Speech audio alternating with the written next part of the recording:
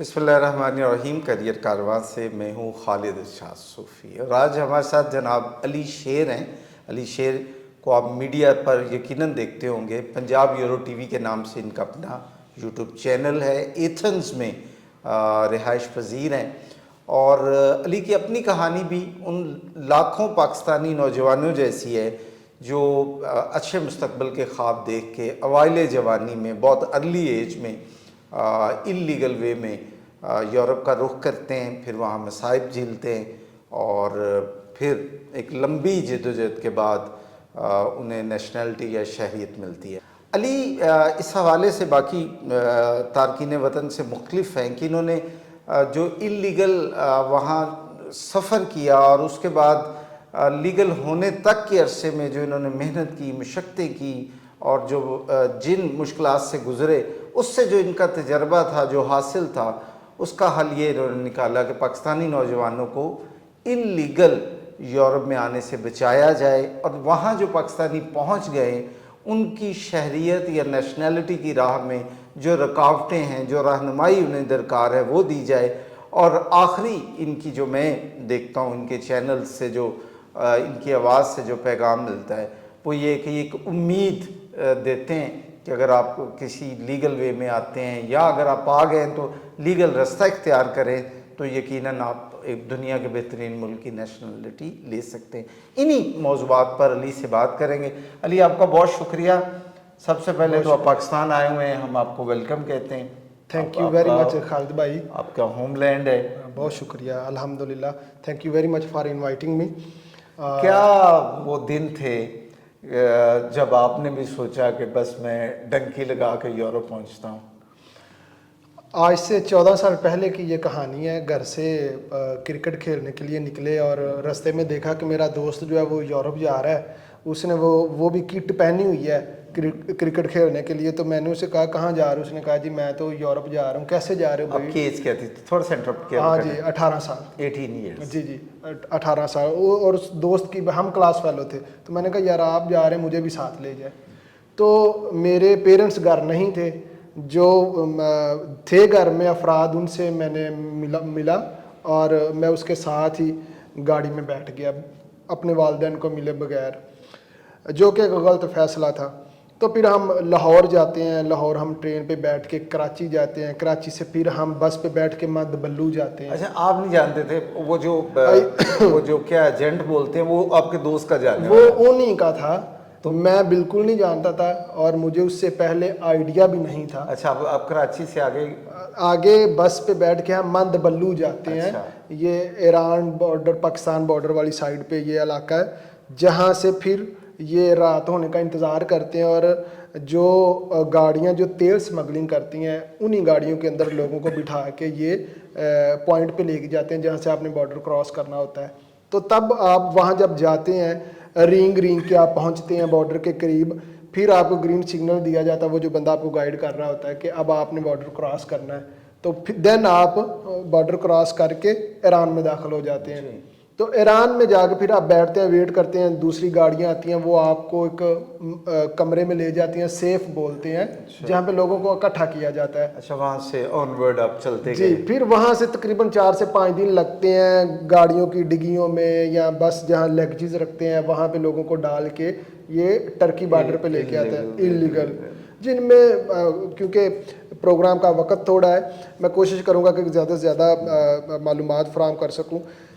بہت زیادہ لوگوں کی جانیں بھی چلی جاتی ہیں اس حادثے میں، بہت زیادہ لوگوں کو کڈنیپ کر لیا جاتا ہے. سفر ہوتا ہے. وہی لوگ جو آپ کو لے کے جا رہے ہوتے ہیں ان میں سے اگر کسی کی پیمنٹ رکی ہوئی ہے، پچھلے ایجنٹ نے نہیں دی، تو وہ آپ کو کڈنیپ کر لے گا اور وہ آپ سے، آپ کی فیملی سے تاوان مانگے گا. ادروائز وہ آپ کو قتل کریں گے، ٹارچر کریں گے، اور بہت زیادہ سوشل میڈیا پہ بھرا پڑا ہے. سو یہ ایک جرنی ایسی تھی جس کا مجھے آئیڈیا نہیں تھا، اور میرے تقریباً 25 دن لگے تھے پاکستان سے گریس پہنچنے تک. تو یہ ایک بڑی پینفل سٹوری تھی، جس کے بعد پھر میں نے یہ فیصلہ کیا کہ اس طرح ہمیں نہیں آنا چاہیے. ایک تو ہمیں سروائیو کرنا پڑتا ہے بہت زیادہ. میں 10 سال کے بعد پاکستان واپس آیا تھا، اور بہت زیادہ ایسے لوگ تھے جو گاؤں دیہاتوں میں کام کرتے تھے اور 20 سال سے وہاں سٹک تھے. ان کے پاس کوئی ڈاکومنٹیشن نہیں تھی، اور وہ ابھی بھی غیر قانونی 20 سال کے بعد بچے بڑے ہو گئے. سو میں نے کوشش کی کہ میں ایک چینل بناؤں اور اس کے ذریعے میں لوگوں کو اویئر کروں کہ آپ ایک پراپر وے سے آئیں. آپ نے خود کون کون سی مشقتیں جھیلی؟ میں تھوڑا سا لکی کہہ لیں کہ میں نے اتنا سروائیو نہیں کیا جتنا سروائیو کرنا پڑتا ہے یوزلی لوگوں کو, کیونکہ میں شہر چلا گیا, وہاں میں نے خود ہی, میں تھوڑا پڑھا لکھا تھا, انگلش میں کمیونیکیٹ کر سکتا تھا, تو میں نے خود جاب ڈھونڈنے کی کوشش کی ایتھنز میں, ایتھنز شہر سے, اور میں ایتھنز سے باہر ہی نہیں نکلا. اور جب آپ کیپٹل شہر میں رہتے ہیں زیادہ اپرچونٹیز ہوتی ہیں اور آپ کو کام ملنے کے چانسز زیادہ پھر ہوتے ہیں. آپ کو دفاتر میں نوکری مل گئی, کون کون سی؟ میں نے کمپنیاں جس طرح نیسلے ہے پاکستان میں, وہاں ایک کمپنی ہے ڈیلٹا اس کا نام ہے, اور وہ یہ ساری پروڈکٹس بناتی ہیں, آئس کریم اور جوس اور چاکلیٹس وغیرہ. تو میں نے پھر 10 سال اسی میں کام کیا, وہ لے جاتے تھے اور ڈراپ کر دیتے تھے. تو میں ایسے ہی سمجھے کہ 10 سال میرا بس یہی سفر تھا, گھر سے جاب اور جاب. کوئی گھر والوں سے رابطہ نہیں ہے, بس مطلب فون پہ رابطہ ہے؟ تب اسکائپ تھی, رابطہ ہوتا تھا, لیکن ڈیورنگ سفر میرا والدین, گھر, نعمتیں 25 دن کوئی رابطہ نہیں ہوا تھا. گھر, نعمتیں, پاکستان تو یاد آتا ہو؟ بہت زیادہ شروع میں یاد آتا ہے جی, بہت زیادہ یاد آتا ہے. اور جب آپ 7 8 10 سال ہو جاتے تو آپ ایک سسٹم کا حصہ بن جاتے ہیں. اچھا, ایک یہاں سوال بنتا ہے کہ جذباتی طور پہ آئسولیٹڈ نہیں ہو جاتے یہ ایسے لوگ جو یورپ جاتے ہیں اور 4 5 سال 7 سال اکیلے لگاتے ہیں, تو ان کی وہ بانڈنگ نہیں رہتی والدین سے, بہن بھائیوں سے؟ بہت زیادہ ایسی سٹوریز ہیں, میں نے خود کور کی ہیں. لوگ وہاں اکیلے رہ کے مایوس ہو کے, ڈسارڈ ہو کے وہ نشہ کر رہے ہوتے ہیں, فٹ پاتھ پہ سو رہے ہوتے ہیں, اور پیچھے وہ ان کا ایک اچھی فیملی سے ان کا تعلق ہوتا ہے. چونکہ وہ پیچھے نہیں آ سکتے, اگر وہ پیچھے آئیں تو معاشرے کی باتیں, لوگ کہیں گے کہ تمہیں تو جانے کا بڑا شوق تھا, بہت زیادہ چیزیں ہوتی ہیں.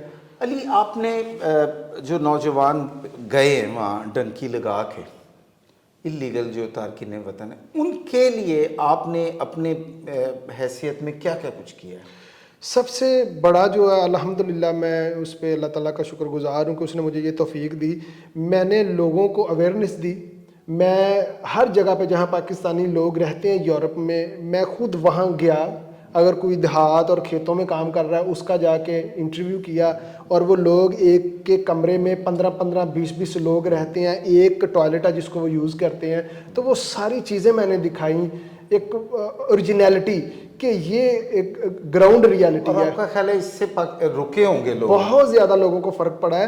مجھے ہزاروں کی تعداد میں ایک دن میں کومنٹس آتے تھے کہ یہ جو آپ کام کر رہے ہیں بہت اچھا کر رہے ہیں, اور لوگ اپریشیٹ کرتے تھے کہ ان چیزوں کا ہمیں آئیڈیا ہی نہیں تھا.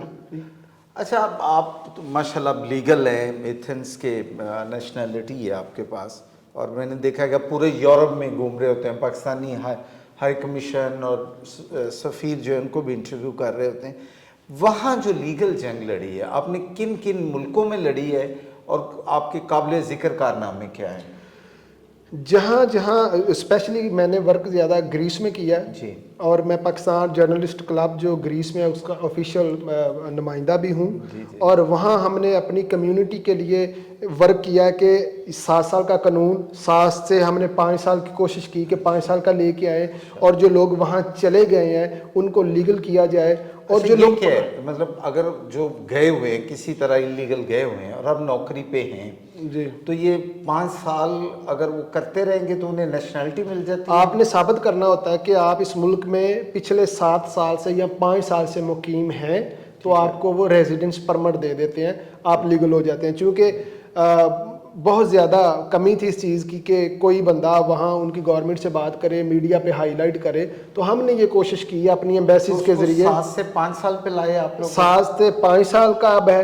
اور بہت ویزاز, پہلی دفعہ پاکستانیوں کو ویزاز ملنے شروع ہوئے. پچھلے 2 سال سے لوگ ایگریکلچر بیس پہ گریس جا رہے ہیں, جو کہ فرسٹ ٹائم ان ہسٹری ہوا ہے کہ لوگ ویزا لے کے ورک پرمٹ لے کے گریس جا رہے ہیں. پاکستان ایمبیسی کا بھی کوئی رول ہے؟ پاکستان ایمبیسی کا بھی یقیناً اس میں رول ہے, اور پاکستانی اداروں کا بھی اس میں رول ہے. خان صاحب کی گورنمنٹ میں پہلی دفعہ ان کے وزیر جو امیگریشن ہے انہوں نے یہاں وزٹ کیا تھا, اور تب یہ معاملہ طے ہوئے تھے کہ آپ ہمارے لوگوں کو لیگل کریں, اور جو وہاں چلے گئے ہیں جیلوں میں بند ہیں آپ ان کو پی آر دیں.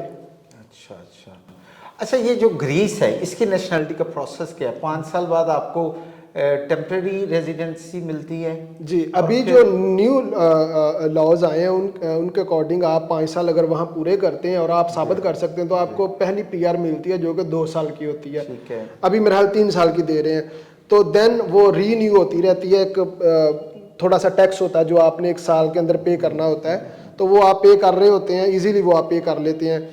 10 साल गुजरने के बाद आप PR के 10 साल बाद, PR के 10 साल गुजरने के बाद फिर आप एक इम्तिहान देते हैं कि ग्रीक लैंग्वेज में कि मुझे इस कल्चर की समझ है, मैं ज़ुबान जानता हूँ, मैं यहाँ सर्वाइव कर रहा हूँ इतने अरसे से, तो फिर आप नेशनैलिटी के लिए अप्लाई करते हैं। और Greece one of the most difficult country जो कि नेशनैलिटी देते हैं। अच्छा, ये जो पाकिस्तानी बाहर गए हुए हैं और पहुंच गए हैं, अब वहाँ जॉब कर रहे हैं और वहाँ लीगल एक्टिविटी हैं, गए जिस तरह भी हैं, इसमें सबसे आसान कौन सा मुल्क है जिसकी नेशनैलिटी मिल जाती है?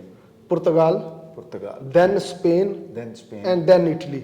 ये 3 ऐसे प्लेटफॉर्म हैं यूरोप के जहां आप चले जाएं तो आपको लीगल कर लिया जाता है। लेकिन कभी भी आप गैर कानूनी ना जाएं। गैर कानूनी बंदा आज से 5 साल पहले, 10 साल पहले हालात मुख्तलिफ थे, अब बहुत मुख्तलिफ है। बहुत ज़्यादा लोग माइग्रेट करके चले गए हैं जिसकी वजह से उनकी इकोनॉमी के ऊपर भी बोझ है और सख्तियां भी बहुत ज़्यादा हैं, तो लोगों को बहुत ज़्यादा सर्वाइव करना पड़ रहा है। अच्छा, आपने अभी बात की कानूनी तौर पे जाए तो यूरोप में कौन कौन से शोबों में जॉब्स मिल सकती हैं पाकिस्तानी नौजवानों को, या रोज़गार मिल सकता है? और लीगल जाए से क्या मुराद है आपकी? लीगल जाने से मुराद ये है कि जिस तरह अभी ग्रीस वर्क परमिट दे रहा है जी, हर साल इटली एमिग्रेशन ओपन करता है, आप उस पर अप्लाई कर सकते हैं। एक तो ये प्रोसेस हो गया। देन आप स्टडी वीजे पे बाहर जा सकते। कोई भी हुनर आप सीख के बाहर चले जाए उसकी बड़ी वैल्यू है। शेफ अगर आप बहुत अच्छे हैं तो बड़े अच्छा स्कोप है उसका। आपको मिनिमम 3,000 यूरो आपकी स्टार्टिंग सैलरी है जो कि 8-9 लाख रुपया पाकिस्तानी बनता है। और आपकी रिस्पेक्ट है, हमेशा हुनरमंद बंदे की रिस्पेक्ट होती है क्योंकि वो काम आपकी वजह से हो रहा होता है। अच्छा, आपकी बात से मैं ये लूँ कि पाकिस्तानी नौजवान अगर कोई टेक्निकल स्किल सीख लेते हैं, कोई हुनर सीख लेते हैं और उसके बाद लीगल कोशिश करें कि वर्क परमिट लें, यहाँ बैठ के जॉब लें, ये जाए तो ये ज़्यादा बेहतर। खालिद भाई, अगर वो टेक्निकल एजुकेशन ले लेते हैं ना तो वो खुद ही उनको बाहर बुला लेंगे। आप अप्लाई जब करते हैं तो आपके साथ आपकी जो CV है वो बता रही होती है। तो मैं रिक्वेस्ट करूंगा कि लोगों को चाहिए कि वो कुछ ना कुछ सीख के जाएं। और स्पेशली अगर पाकिस्तान में आप तो बहुत ज़्यादा ऐसे एजुकेशन के महकमे होंगे या अदारे होंगे जो आपको German language, French language, Spanish सिखा रहे होंगे। हाँ जी, आप कई गवर्नमेंट के और यूनिवर्सिटियों में और गवर्नमेंट के बाद अदारे फ्री सिखा रहे हैं। आप जहाँ जाना तो जहाँ अगर कोई जाना चाहता है, फॉर एग्जांपल मैं जर्मनी जाना चाहता हूँ तो मैं जर्मन लैंग्वेज सीख लूँ और साथ एक हुनर सीख लूँ, तो कोई आप वीज़ा आपका रिजेक्ट कर ही नहीं सकता। वैसे भी अली, अभी हम देखते हैं ये इंटरनेट पे, जैसे आपने कहा सोशल मीडिया पे, तो ये यूरोप में तो ये जो लेबर और स्किल लेबर की बहुत कमी है, बहुत ज़्यादा कमी। जर्मनी ने बाकायदा एक पूरा प्रोग्राम उनका आया, उसको उन्होंने मज़ीद आसान किया है। लेकिन ये कि आप क्वालिफाइड हों, आपने कोई साल का, 6 माह का, 1.5 साल का डिप्लोमा किया हो, आपकी एज हो, और आप जर्मनी में फर्स्ट टाइम ऐसा हुआ है, उन्होंने नया लॉ पास किया है कि वो अब 5 साल के बाद लीगल कर रहे हैं, पासपोर्ट दे रहे हैं। इससे पहले नहीं था। ग्रीस में अभी नई गवर्नमेंट आई है, उन्होंने ऐलान किया है कि आप गैर कानून नहीं, हम आपको कानून के मुताबिक लाएंगे। तो जिन लोगों के पास हुनर है, मैं तमाम लोगों से रिक्वेस्ट करूंगा कि पाकिस्तान में अब बहुत ज़्यादा अपॉर्चुनिटीज़ हैं और बहुत सारे और ऐसे अदारे हैं जहां आप जाके स्किल सीख सकते हैं, लैंग्वेज सीख सकते हैं। तो यकीन करें, अगर आप 2 साल या 3 साल अपने मुल्क में खुद को दे देंगे तो अगले 40 साल आप बाइज्जत तरीके से रोज़गार कमा सकेंगे। बिल्कुल ठीक है। बहुत शुक्रिया अली, आपका आपने वक्त दिया और हम अप्रिशिएट करते हैं आपकी काविशों को और अल्लाह उनमें बरकत दे। जी नाज़रीन, मुझे दीजिए इजाज़त। अल्लाह हाफ़िज़।